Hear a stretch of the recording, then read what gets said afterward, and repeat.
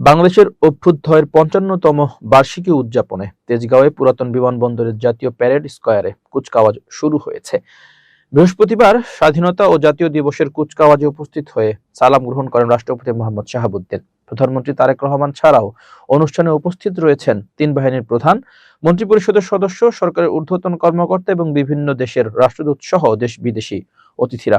মুক্তিযুদ্ধ বিষয়ক মন্ত্রণালয়ের নির্দেশনায় সশস্ত্র বাহিনী বিভাগের তত্ত্বাবধানে এবং নবম পদাতিক ডিভিশনের ব্যবস্থাপনায় জাতীয় প্যারেড স্কয়ারে আয়োজিত হয়েছে এই কুচকাওয়াজ। ২০০৮ সালের পর অর্থাৎ ১৮ বছর পরে এবার ২৬ মার্চের আনুষ্ঠানিকতায় যুক্ত হলো এই প্রদর্শনী। ২৪-এর আন্দোলনে আওয়ামী লীগ সরকার ক্ষমতাচ্যুত হওয়ার পর অন্তর্বর্তী সরকারের সময় কুচকাওয়াজ বা প্যারেড প্রদর্শনী বন্ধ ছিল। তবে ১৬ ডিসেম্বর বিজয় দিবস উদযাপনে এ আয়োজন থাকতো। তারেক রহমানের নেতৃত্বাধীন বিএনপি সরকার ক্ষমতায় আসার পর এবার স্বাধীনতা দিবসে জাঁকজমকভাবে এ আয়োজন করতে রোজার শুরু থেকেই প্যারেড স্কয়ার মাঠে প্রস্তুতি শুরু হয়। মঙ্গলবার চূড়ান্ত রিহার্সেলের মাধ্যমে তার প্রস্তুতি সম্পন্ন করা হয়। তেজগাঁও পুরাতন বিমানবন্দরের জাতীয় প্যারেড স্কয়ারে এ আয়োজন উপভোগ করছেন হাজারো মানুষ।